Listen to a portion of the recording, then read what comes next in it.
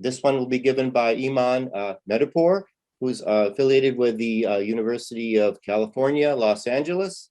The title of the talk is Dispersed Nano and Micro-Size Portlandite Particulates via Electrosteric Exclusion at short screening lengths.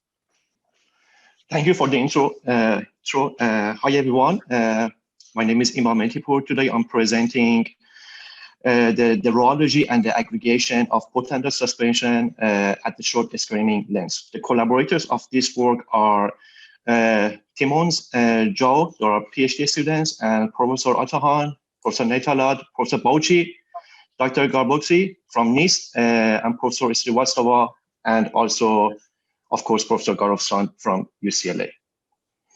So maybe the first question here, before getting into the details, is to actually highlight the motivation of this work and particularly address this question: why Portlandite is of interest in this work. So here at UCLA, actually, we started working on the carbonate-based cementation a while ago, and we completed like 2 pilot scale demonstration last year. And here in this technology, we utilize the industrial flue gas emissions into the construction materials, basically by using the CO2 mineralization. And then we utilize flue gas into construction materials. And by doing that, we are reducing the CO2 emission of the concrete products and decreasing and displacing the cement by using the new cementation agent. More specifically, in this technology, we utilize Portlandite or calcium hydroxide. So calcium hydroxide is rapidly and readily carbonates when it's in contact with the dilute flue gas streams at different CO2 concentrations. And then because of this reaction, it forms limestone or calcium carbonate within the concrete microstructure. And by using this feature, we can achieve the carbonate-based cementation rather than using the conventional cementation by using like the traditional cement. Some of the key features of Portlandite compared to cement, as you can see here in this slide. So it has a lower production temperature. The production temperature is around like 700 to 800 degrees compared to 1400 or 1500 for OPC. It offers the kind of like the highest CO2 uptake by mass, like 59% of its mass can be converted to calcium carbonate. It can rapidly carbonate at the dilute CO2 emission, at any CO2 emission, industrial emissions. Under ambient temperature, it doesn't require any carbon capture step. So that's one of the key features associated with this technology. And because of the formation of the limestone inside the microstructure, in the microstructure of the concrete, it actually functions as a cementation agent because the precipitation of the calcium carbonate can bind the particles together, and also because the reaction increases the solid volume and basically refines the porosity. And that's why it contributes to higher to a strength improvement.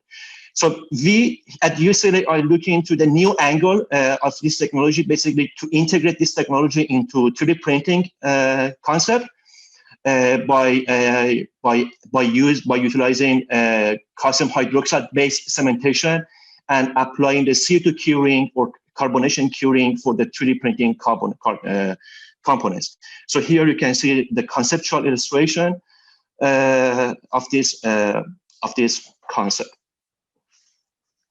So by doing that, I would like to go into the more detail of the rheology and some of the challenges associated with the hydrated lime suspension. So hydrated lime or calcium hydroxide, it actually offers a high, in spite of high surface charge, as you can see here by measuring the zeta potential here for the, so at its native pH is around 34 plus 34 millivolt, which implies that the particles are strongly charged, and we should expect a high electrostatic repulsion. But actually, the Portlandite suspension actually exhibits as a high tendency to aggregate, and as you can see here. In here, we have 2 separate zones between the water separation and the aggregation and the strong aggregation. So this is mainly at this point, based on our understanding, this is because of the high ionic strength of the solution, and also it's because of the native pH of this suspension is close to the isoelectric point. So basically, the isoelectric point is the pH that the surface charge of the particles is neutralized at that pH. And as you can see here at the zeta potential measurement over pH, you can see the zeta potential reached 0 at around 13, which is close to the native pH. So as we all know, so aggregation can cause jamming, and this is not preferred desired for any 3D printing applications. And the other issue associated with Portlandite suspension, as you can see here, by measuring the jamming volume fraction, by determining the yield stress as a function of solid volume fraction.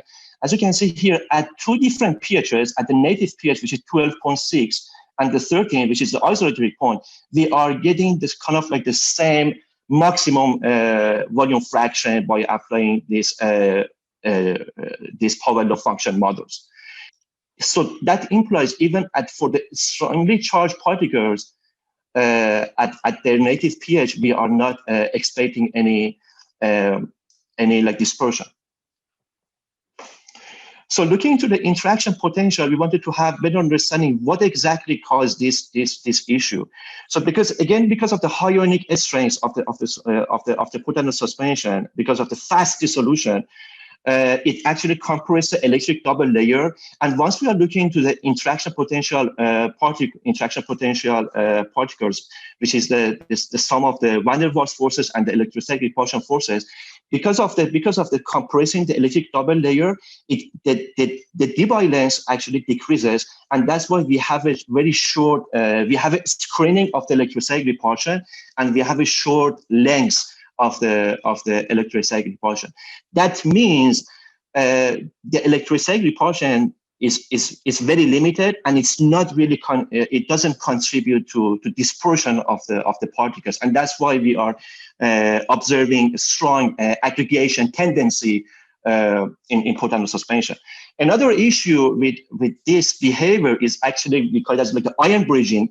So because of which could be the reaction in the interaction between the polyelectrolyte species and also the oppositely charged multivalent counterions, for example, the calcium ions, the divalent calcium ions, which can promote the aggregation, as you can see here in this schematic here.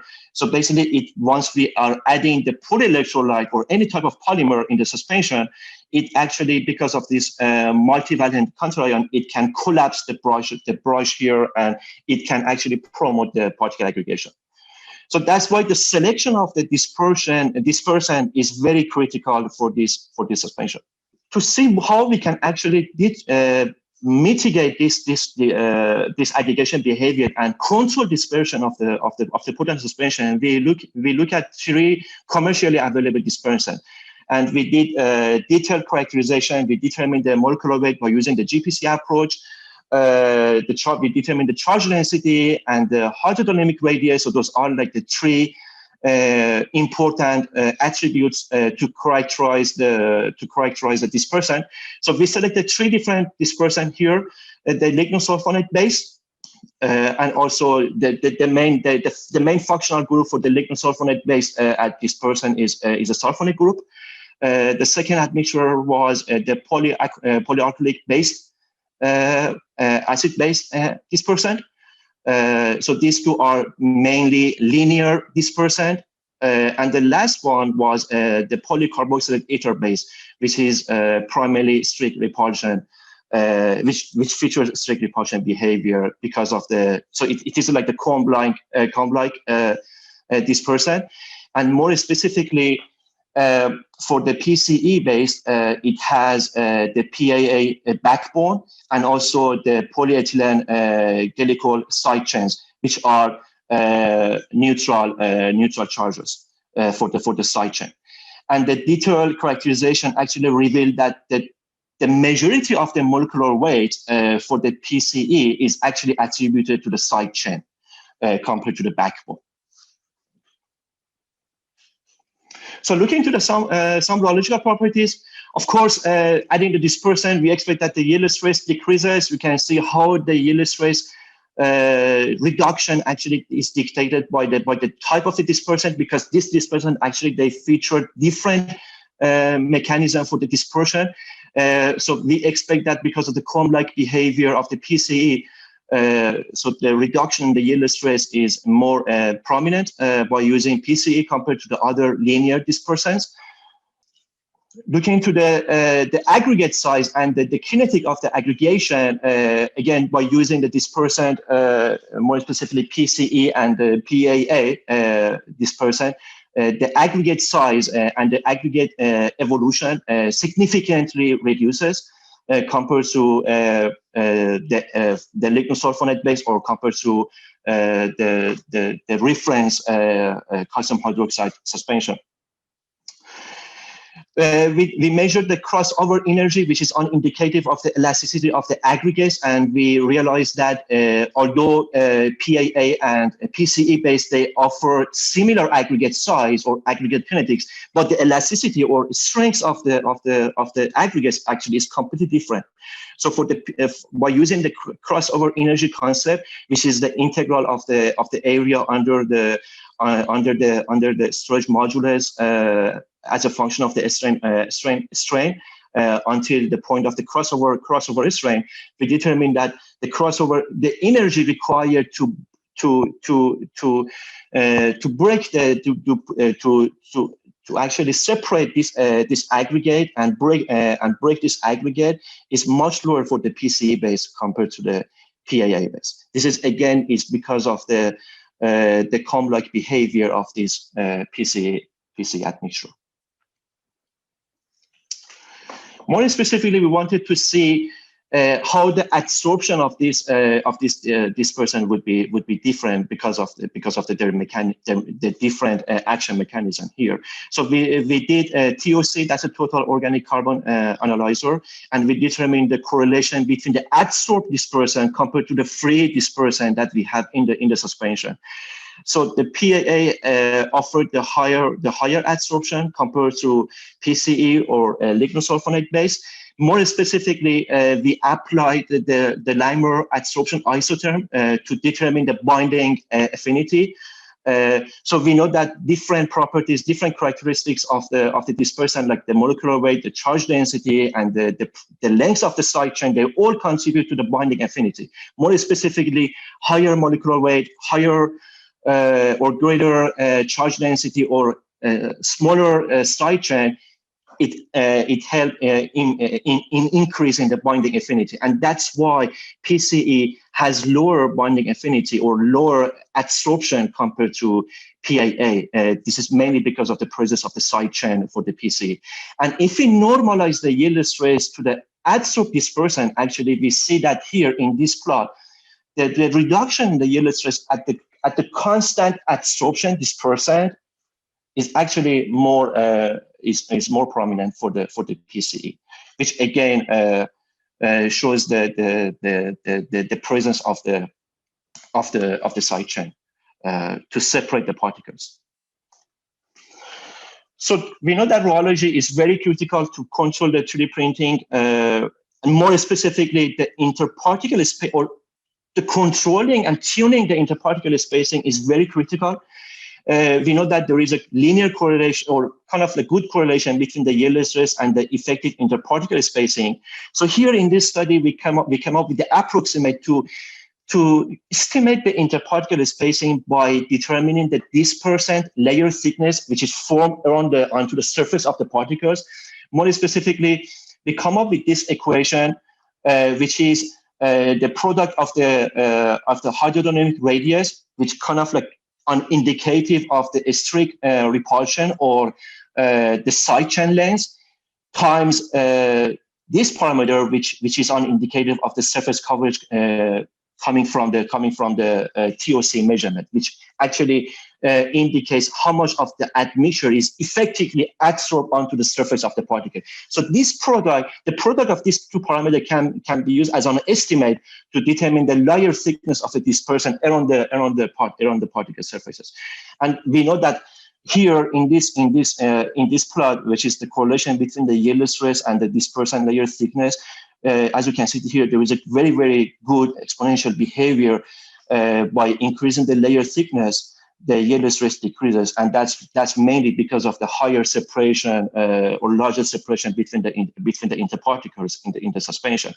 So another interesting point here is, as you can see here, that the marked reduction in the yellow stress actually comes after the Debye length, after the Debye length. So that means once we exit the Debye length, the electrostatic decay length, we can more specifically and more effectively reduce the yellow stress and control the interparticle spacing.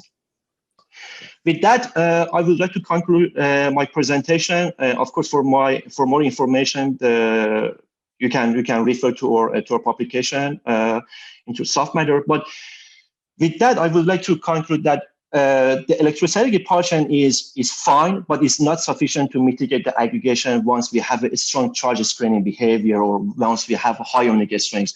For example, the Portlandite suspension, or even for the cement suspension, we have relatively high charge screening behavior. And because of that, in order to control the interparticle spacing, we need to actually rely on the strict hindrance, which comes from the Coulombic dispersant. And that is going to be more effective once we exit the Debye length, as you can see here in this plot. So again, the molecular weight is important, but more specifically, the molecular weight of the teeth, and also the hydrodynamic radius, which is indicative of the side chain length, are two important attributes to determine the suitability of the dispersant to control the interparticle separation. With that, I would like to finish my presentation, and thanks for your attention. Okay, thank you very much. There's time for questions. If anybody wants to enter some, please. Okay, what do you imagine the dispersant's effect on the precipitation and growth of calcium carbonate will be? So that's a very good question. So if it depends on the suspension. It depends on the suspension. If we assume that the use of admixture can decelerate the hydration behavior or decelerate the cement hydration, of course this would impact the growth and precipitation of the calcium carbonate once the cement is mixed with the calcium hydroxide. But more specifically, once we are using the calcium hydroxide alone in the suspension and we are introducing the gas after conversion into calcium carbonate, there shouldn't be any. I don't expect any difference or any changes in the behavior once we are using dispersant in the suspension. What's your opinion on how CSH seeds would affect?